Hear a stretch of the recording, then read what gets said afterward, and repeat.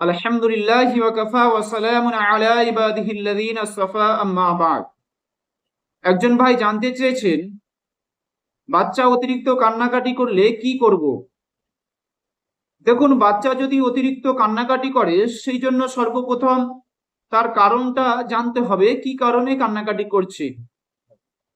বাচ্চা শারীরিক সমস্যার কারণে কান্নাকাটি করতে পারে, খিদের কারণে কান্নাকাটি করতে পারে, বা ক্ষেত্রে বিশেষ বদনজরি বা কুদৃষ্টির কারণেও কান্নাকাটি করতে পারে।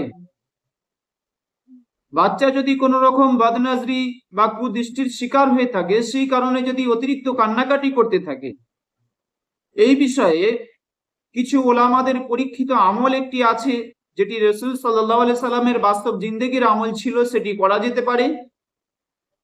সেটি আল্লাহ রাসূল সাল্লাল্লাহু আলাইহি সাল্লাম পবিত্র জুবানে জানিয়েছেন এবং হাদিসটি হযরত আয়েশা রাদিয়াল্লাহু তাআলা আনহা থেকে বর্ণিত।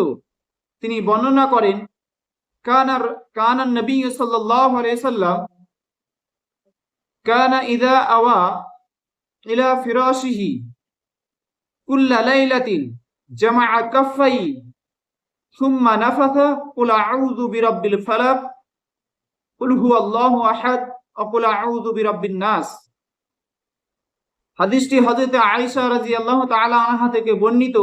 তিনি বর্ণনা করেন, নবী পাক সাল্লাল্লাহু আলাইহি সাল্লাম যখন রাতে ঘুমাতে আসতেন, বিছানায় এসে দুটি হাত জোড়া করে তাতে ফুঁ দিতেন এবং সূরা ইখলাস, ফালাক ও নাস তেলাওয়াত করতেন, এবং তিনি শরীরে যে সমস্ত জায়গায় হাত পৌঁছানো যায় হাত ফেরাতেন।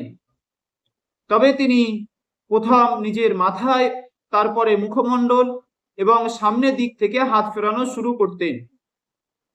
অতএব হাদিস থেকে পরিষ্কার বোঝা গেল, আল্লাহ নবী সাল্লাল্লাহু আলাইহি সাল্লাম তিনি এটি পালন করতেন এবং সূরা ইখলাস, ফালাক ও নাস রাত্রে ঘুমানোর সময় হাতে ফুঁ দিয়ে নিজের শরীরে ফেরাতেন। ক্ষেত্রে বিশেষ বাচ্চাদের যদি অতিরিক্ত কান্নাকাটি করে, বাচ্চারা যদি এই সমস্যায় পড়ে, কিছু কিছু ওলামারা বলেন সূরা ইখলাস, ফালাক, নাস পড়ে ইয়াকিনের সাথে, বিশ্বাসের সাথে যদি তার শরীরে ফুঁ দেওয়া যায়, ইনশাআল্লাহ তার কান্নাকাটি বন্ধ হয়ে যাবে। হাদিসটি সহিহ বুখারীর 5017 নম্বর হাদিসে বর্ণিত আছে এবং সহিহ মুসলিমের 2192 নম্বর হাদিসের মধ্যে বর্ণিত আছে।